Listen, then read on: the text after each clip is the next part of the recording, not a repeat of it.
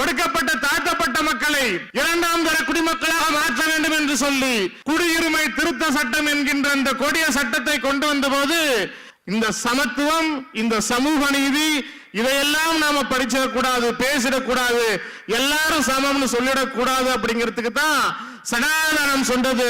ஒரு தாழ்த்தப்பட்ட, ஒடுக்கப்பட்ட, பிற்படுத்தப்பட்ட சமூகத்தை சார்ந்த ஒருவனால அவன் விரும்பிய கோயிலுக்குள்ளார போய் சாமி கும்பிட முடியலையே, அதுங்கதாங்க இருக்குது இந்த ஜாதி, அது என்னுடைய நெஞ்சில் தைத்த முள் என்று சொன்னார் தந்தை பெரியார். இந்த இயக்கத்தை எவனெல்லாம் அழிச்சிடுவேன், ஒழிச்சிடுவேன், காணாம பண்ணிடுவேன், இல்லாம பண்ணிடுவேன்.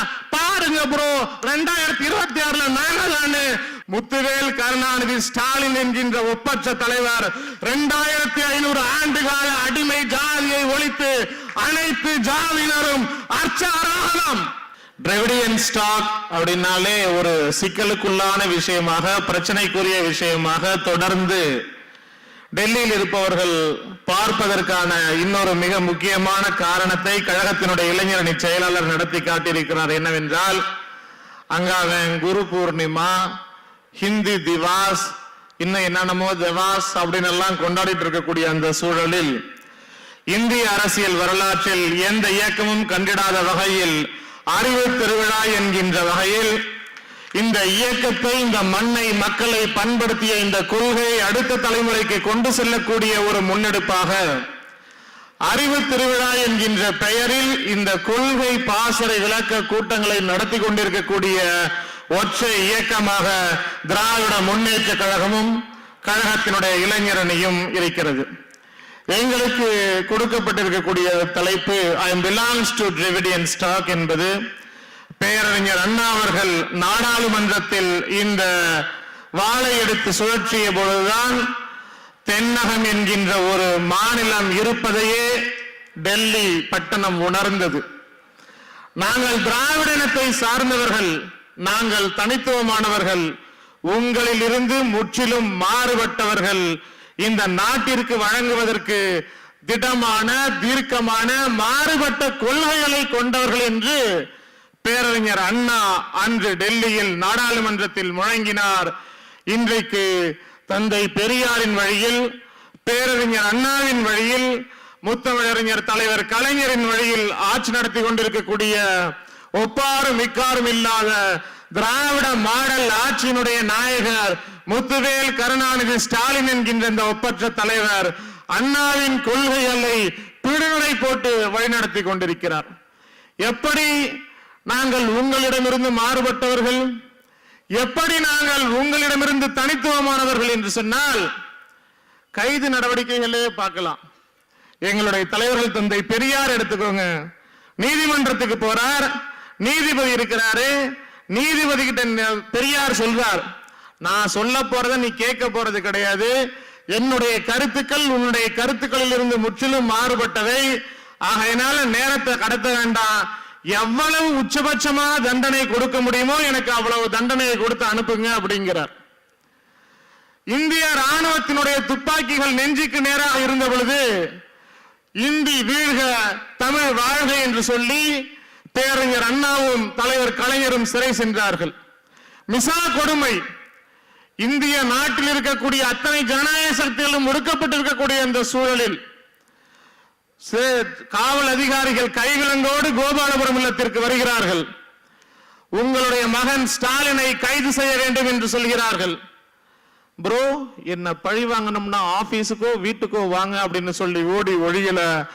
கைவிலங்கை கையில் மாட்டிக்கொண்டு அன்று இரவு சிறைக்கு சென்று புதுமண தம்பதியாக இருந்த எங்களுடைய தலைவர் சிறைச்சாலையில் கொட்டடியில் வதைப்பட்ட பொழுது, உடல் முழுக்க ரத்தம் விழுந்த பொழுது கூட அதையெல்லாம் துச்சமன தூக்கி போட்டுவிட்டு ஜனநாயகத்தை காப்பாற்றுவோம், பாசிசத்தை வீழ்த்துவோம் என்று ஓடி ஒளியாமல் நெஞ்சுரத்தோடு முழங்கிய ஒரே தலைவராக அன்றே மிளர்ந்தார் இன்றைய முதலமைச்சர் முத்துவேல் கருணாநிதி ஸ்டாலின் என்கின்ற மகத்தான தலைவர். அதே வழியில் வருகிறார் எங்களுடைய இளம் தலைவர். பயப்படல, வாய்தா வாங்கல. இந்த நாட்டில் இருக்கக்கூடிய சிறுபான்மையின மக்களை, ஒடுக்கப்பட்ட தாழ்த்தப்பட்ட மக்களை இரண்டாம் தர குடிமக்களாக மாற்ற வேண்டும் என்று சொல்லி குடியுரிமை திருத்த சட்டம் என்கின்ற இந்த கொடிய சட்டத்தை கொண்டு வந்த போது இந்தியாவில் இருக்கக்கூடிய எந்த தலைவரும் கேட்பதற்கு முன்பாக அந்த சட்ட நகலை கிழித்து போட்டு கொளுத்தி கைதான ஒரே முதல் தலைவராக எங்களுடைய இளம் தலைவர் உதயநிதி ஸ்டாலின். அன்றைக்கு காவல்துறை அதிகாரிகிட்ட சொன்னாரு, என்ன வேணுமா கைது பண்ணிக்க, ஓடல தொண்டர்கள் எங்கோ ஒரு பக்கம் ஓடல, தலைவன் எங்கேயோ ஒரு பக்கம் ஓடல, என்ன வேண்டுமானால் கைது செய்து கொள்ளுங்கள், என்னுடைய தொண்டர் மேல கை வச்சீங்க நடக்கிறது வேற என்று ஏகாதிபத்தியத்தை பார்த்து நெஞ்சை நிமிர்த்தி முழக்கமிட்ட தலைவராக எங்களுடைய இளம் தலைவர் இருக்கிறார். நாங்கள் திராவிட இனத்தை சார்ந்துள்ளோம், பிலாங்ஸ் டு திராவிடியன் ஸ்டாக் அப்படின்னு சொன்னா அது ஒரு இனத்திற்கான குழுவாக அடையாள சொல்லாக இருப்பது மாறி இன்றைக்கு கொள்கை அடையாளமாக மாறி போச்சு.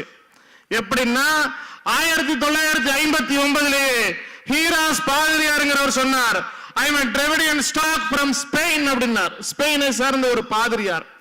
இன்றைக்கு தமிழ்நாட்டை பார்த்து தமிழ்நாட்டில் திராவிடம்னா என்னன்னு கேட்டா அவரும் ஒரு திராவிட இயக்கத்தை சார்ந்தவர். திராவிடம்னா புராணம் படிச்சவங்கள்ட்ட அவங்கள்ட்ட தாங்க கேட்கணும், எங்களுக்கு அதை பத்தி தெரியாதுன்னு சொல்லக்கூடிய தற்கொலைகள் இருக்கக்கூடிய இதே மாநிலத்தில் தமிழ்நாட்டை பார்த்து திராவிடம் கும்மிடி பூண்டி தாண்டி இருக்குமா, என்ன திருத்தணி தாண்டி திராவிடம் பத்தி பேசுவார்களா என்று கேட்பவர்களுக்கு இந்திய நாடாளுமன்றத்தில் இந்திய தேசிய காங்கிரசினுடைய தலைவராக இருக்கக்கூடிய மல்லிகார்ஜுன கார்கே சொன்னார், நானும் திராவிடன் கர்நாடக மாநிலத்தில் இருந்து வருகிறேன். மேற்கு வங்கத்தில் இருக்கக்கூடிய நாடாளுமன்ற உறுப்பினர்கள், வடகிழக்கு மாநிலத்தில் இருக்கக்கூடிய நாடாளுமன்ற உறுப்பினர்கள் சொன்னார்கள், நாங்களும் திராவிடர்கள் என்று சொல்லி. எப்படி கம்யூனிசம் என்பது ஒரு மொழிக்கோ ஒரு நாட்டினருக்கோ ஒரு குறிப்பிட்ட சமுதாயத்திற்கோ மட்டும் சுருக்கிவிட முடியாது. ஆஸ்திரேலியாவில் இருக்கும் கம்யூனிஸ்டா இருப்பான், அமெரிக்காவில் இருக்கக்கூடியவனும் கம்யூனிஸ்டா இருப்பான். அதே போல இன்றைக்கு திராவிடம் என்று சொன்னால் இன்றைக்கு லண்டன்லயோ ஜப்பான்லயோ உலகத்தினுடைய வேறு எந்த பகுதியில் இருப்பவர்கள் கூட திராவிட சங்கம் தோற்றுவிக்கலாம், திராவிட இயக்கத்தை தோற்றுவிக்கலாம். இன்றைக்கு திராவிடம் என்று சொன்னால் அது உலகளாவிய தத்துவமாக, திராவிடம் என்று சொன்னால் அது ஆதிக்கத்தை எதிர்க்கக்கூடிய சொல்லாக, திராவிடம் என்று சொன்னால் அது சனாதனத்தை எதிர்க்கக்கூடிய சொல்லாக, திராவிடம் என்று சொன்னால் அது ஜாதியை எதிர்க்கக்கூடிய தத்துவமாக, திராவிடம் என்று சொன்னால் அது தூய்மைவாதத்தை ஒழிக்கக்கூடிய தத்துவமாக, திராவிடம் என்று சொன்னால் அது இன்க்ளூசிவிசத்தை ஏற்றுக்கொள்ளக்கூடியதாக, சமூக நீதி சமத்துவத்தை ஏற்றுக்கொள்ளக்கூடிய எந்த கூட்டம் யார் ஏற்றுக்கொள்கிறார்களோ அவர்கள் எல்லாம் திராவிடியன் என்று பெருமையோடு சொல்லக்கூடிய வகையில் திராவிடம் கொள்கை அடையாளமாக மாறி போச்சு. இந்த சமத்துவம், இந்த சமூக நீதி இதையெல்லாம் நாம படிச்சிடக்கூடாது, பேசிடக்கூடாது, எல்லாரும் சமம்னு சொல்லிடக்கூடாது. அப்படிங்கிறதுக்கு தான் சனாதனம் சொன்னது படிக்கவே கூடாதுன்னுச்சு. குளித்த குதிரை, குடித்த குரங்கு, படித்த சூத்திரன் பக்கத்துல சேர்த்துக்காது அப்படின்னா, சூத்திரனுக்கு எதை கொடுத்தாலும் கல்வியை கொடுக்காதுன்னு சொன்னான். அதையும் மீறி படிச்சா அவன் காதுகள் ஈயத்தை காய்ச்சி ஊத்து, கண்களை நோண்டு, நாக்கை அறுத்து எடு, இதயத்தை பிளந்துடு அப்படின்னு எல்லாம் சொன்னான். கட்டை விரலை காணிக்க புராண காலத்தில் இருந்து இன்றைக்கு வரைக்கும் எந்த இடத்திலும் டெல்லியில் இருக்கக்கூடிய ஏகாதிபத்திய பாசிச சிந்தனைகள் உட்பட இன்னைக்கு வரைக்கும் நாம கல்வி கற்பதை தடுத்து நிறுத்துது அப்படின்னு சொன்னா அதற்கு எதிரான முழக்கம் தான் திராவிடம். அதை முழங்கி காட்டியவர் நம்முடைய தலைவர் கலைஞர். கட்டை விரலோ தலையோ இந்நாளில் எவனாவது காணிக்கையாக கேட்டால் அவன் பட்டை உரியும், அவன் கட்டை சுடுகாட்டில் வேகம் என்று எச்சரிக்கை விடுத்தார். ஏன் இன்னைக்கு திமுக அவங்களை படிக்க வச்சுச்சு, கலைஞர் அவங்களை படிக்க வச்சாரும்பாம். ஆமாம், திமுக தான் படிக்க வச்சது, கலைஞர் தான் படிக்க வைத்தார், திமுக தான் படிக்க வச்சது. எப்படி 1984 மருத்துவம் பொறியியலுக்கு நுழைவுத் தேர்வு முறையை கொண்டு வந்தார் எம்ஜிஆர். 22 ஆண்டு காலம் போராடி இன்றைக்கு நுழைவுத் என்ஜினியரிங் படிக்கிற யாருக்கும் நுழைவுத் தேர்வு கிடையாது. இன்னைக்கு வீட்டுக்கு ஒரு என்ஜினியர் இருக்கிறாருன்னா ஆமாம் எங்களை திமுக படிக்க வைத்தது, ஆமாம் எங்களை கலைஞர் தான் படிக்க வைத்தார். என்ன பிரச்சனை? யாரும் படிக்க கூடாது அப்படிங்கிறது தானே அவனுடைய பிரச்சனை. காலையில இருந்து சொன்னாங்க, எவ்வளவோ சொன்னாங்க, பேசக்கூடிய அத்தனை தலைவர்களும் அத்தனை கருத்துரையாளர்களும் தொடர்ந்து சொல்லிக்கிட்டே இருந்தது. அனைத்து ஜாதியினர் அர்ச்சராரை பத்தி பேசினாங்க, அத்தனை பேரும் சுட்டி காமிச்சாங்க. ஏன் அவ்வளவு பெருமையோட பேசணும்? கோவில்ல போறது சாமி கும்பிடுறது அவ்வளவு விசேஷமானதா? அதற்கு ஒரு மிக முக்கியமான காரணம் 2500 ஆண்டுகால அடிமைத்தனத்தை உடைத்தெறிந்திருக்கக்கூடிய ஒரு இயக்கம் திராவிட முன்னேற்ற கழகம். ஜாதி ஒழிப்பில் இந்தியாவிலேயே முன்னணியில் இருக்கக்கூடிய ஒரே அரசியல் கட்சி திமுக. ஒரே அரசியல் கட்சியினுடைய தலைவர் முத்துவேல் கருணாநிதி ஸ்டாலின் என்கின்ற தலைவர். எப்படி சாவரத்துக்கு 3 நாளைக்கு முன்னாடி தந்தை பெரியார் தியாகராய நகர் கூட்டத்தில் பேசுறார். ஏங்க இந்த நாட்டுல ஒரு தாழ்த்தப்பட்ட ஒடுக்கப்பட்டவனால IAS IPS ஆக முடியும், ஒரு தாழ்த்தப்பட்ட ஒடுக்கப்பட்டவனால இந்த நாட்டினுடைய குடியரசுத் தலைவராக முடியும், பிரதமராக முடியும். ஆனால் இந்த நாட்டில் ஒரு தாழ்த்தப்பட்ட ஒடுக்கப்பட்ட பிற்படுத்தப்பட்ட சமூகத்தை சார்ந்த ஒருவனால அவன் விரும்பிய கோயிலுக்குள்ளார போய் சாமி கும்பிட முடியலையே. அதுங்கதாங்க இருக்குது இந்த ஜாதி, அது என்னுடைய நெஞ்சில் தைத்த முள் என்று சொன்னார் தந்தை பெரியார். நந்தனார் கதை கேள்விப்பட்டிருப்பீங்க. மிகப்பெரிய சிவபக்தன். எப்படியாவது சிதம்பரம் பக்கத்தில் இருக்கக்கூடிய சிவபெருமான் கோயிலுக்கு போய் சாமி கும்பிட்டுன்னு அவனுக்கு மிக நீண்ட நெடிய நாள் ஆசை. அந்த ஊர்ல இருக்கக்கூடிய மிகப்பெரிய பார்ப்பன பண்ணையர்கிட்ட வேலை செய்யறாரு. ஐயா நான் கோயிலுக்கு போறேன். போக முடியாது, வேலையை போய் பாரு. தொடர்ந்து போய் கேட்கிறான், கோவிலுக்கு அனுப்பவே இல்லை. ஒரு நாள் சொல்லிடுறான், ஐயா இதுக்கு மேல என்னால முடியாது, நான் எடப்பாடி மாதிரி தவழ்ந்து கூட போறதுக்கு தயாரா இருக்கேன், என் சீட்டை கிழிச்சுடு, நான் சிதம்பரம் போனோம் சிவபெருமான தரிசிக்கணும் அப்படிங்கிறான். அவன் சொல்றான், அந்த முதலாளி பார்ப்பன முதலாளி, சரி கண்ணு கேட்டுன தூரம் வரைக்கும் நம்மளுடைய நலம் தான், போய் அதை ராத்திரியோட ராத்திரியா வதச்சு அறுத்து மூட்டை கட்டி வச்சுட்டு போ அப்படிங்கிறான். நந்தன் கண்ணீர் விட்டு கதறான். அந்த சிவபெருமானே இறங்கி வராரு. அவருடைய கண்ணீரை பார்த்துட்டு அவரே உழவு ஓட்டுறாரு, அவரே விதைக்கிறாரு, அவரே விளைவிக்கிறாரு. மூட்டைய கட்டி அறுத்து வச்சாச்சு. எப்படி பிள்ளையார் கோயில்ல பால் குடிக்கிறாருன்னு சொன்னோன்னே நம்ம வீட்டு பெண்கள் எல்லாம் கூஜா தூக்கிட்டு ஓடுனாங்களோ அதே மாதிரி அன்னைக்கு ஆகா சிவபெருமானே வந்து எல்லா சாதனைகளையும் புரிஞ்சுட்டாருன்னு ஓடுறாங்க. அந்த முதலாளி நந்தனார் காலிலேயே விழுந்து நந்தானிதி சிதம்பரம் போறாங்கிறான். சிதம்பரத்துக்கு சந்தோஷமா போறான். அங்க போறான், சிவபெருமான பாத்துறான். புல்லாகி பூண்டாய் புழுவாய் மரமாகி பல்விருகமாகி பறவையாய் பாம்பாகி கல்லாய் மனிதராய் பேயாய் கணங்களாய் வல்லசுரராகி முனிவராய் தேவராய் செல்லான் என்ற தாவர சங்கமத்துள் எல்லா பிறப்பும் பிறந்திழைத்தேன் எம்பெருமான்கிறான். அங்க வர்றான் தீட்சிதார், சட்டையை பிடிக்காத குறைய அங்கேயே நில்லு நந்தா, அங்கேயே நில்லு, அங்க இருந்தே சாமி கும்பிடுங்கிறான். இவனுக்கு நந்தி மறைக்குது. மெய்யே உன் பொன்னடிகள் காண முடியலையான்னு கண்ணீர் விட்டு கதறான். சிவபெருமான் மறுபடியும் வராரு. அவர் சொல்றார், நந்தி லைட்டா நகருங்கிறாரு. நந்தி லைட்டா நகருது. மெய்யே உன் பொன்னடிகள் கண்டின்றி விடுற்றேன் கண்ணீர் விட்டு கதறான். ஒரே ஒரு தலைவர் கேட்டார், இந்த நாட்டுல ஒரு நந்தனால கோயிலுக்கு போக முடியலன்னு உடனே சிவபெருமானே இறங்கி வந்தார். அவரே உழவு ஓட்டுனாரு, அவரே விதைச்சாரு, அவரே விளைவித்தார், அவரே அறுத்தாரு, அவரே மூட்டாட்டி வச்சார். எல்லாத்தையும் செஞ்ச அந்த சிவபெருமான் வாடா நந்தா உள்ளன்னு கூப்பிடுற பாரு, அங்க இருக்குடா ஜாதி என்று சொன்ன ஒரே தலைவர் தந்தை பெரியார். தந்தை பெரியார் ஆசைப்பட்டது, பேரறிஞர் அண்ணா விரும்பியதை, தலைவர் கலைஞர் எவ்வளவோ முயற்சித்ததை முத்துவேல் கருணாநிதி ஸ்டாலின் என்கின்ற ஒப்பற்ற தலைவர் 2500 ஆண்டுகால அடிமை ஜாதியை ஒழித்து அனைத்து ஜாதியினரும் அர்ச்சாராகலாம். நீ கோயிலுக்குள்ளார போய் உனக்கு விருப்பப்பட்ட சாமிய தொட்டு வணங்கு என்று சொல்லி நந்தனினமே பெரும் மரியாசனமே என்று முழங்கியவர் இந்த திராவிட மாடல் ஆட்சியினுடைய நாயகர், தமிழ்நாட்டினுடைய முதலமைச்சர். அதனாலதான் திராவிடியன் ஸ்டாக் அப்படின்னு சொன்ன உடனே பத்திக்கிட்டு எரியுது. திராவிடியன் ஸ்டாக் தமிழ்நாட்டினுடைய இளம் தலைவர் உதயநிதி ஸ்டாலின் வச்சா இதெல்லாம் தாங்கிக்க முடியல. மோடி எப்பேற்பட்ட தலைவர் தெரியுமா? சொல்றான், பக்கத்து நாட்டு 2 நாட்டு சர்ஜிக்கல் ஸ்ட்ரைக் எல்லாம் தடுத்து நிறுத்தக்கூடிய தலைவர், மிகப்பெரிய தலைவர். 56 இன்ச்சு நெஞ்சு அளந்து பார்த்திருக்கிறான். அப்பேற்பட்ட தலைவர் 2019 நாடாளுமன்ற தேர்தலில் ஜெயிக்கிறாங்க. 48 மணி நேரத்துக்குள்ளார அமித்ஷா சொல்றார், இந்தி ரொம்ப முக்கியம், எல்லாரும் இந்தி கத்துக்கணும்.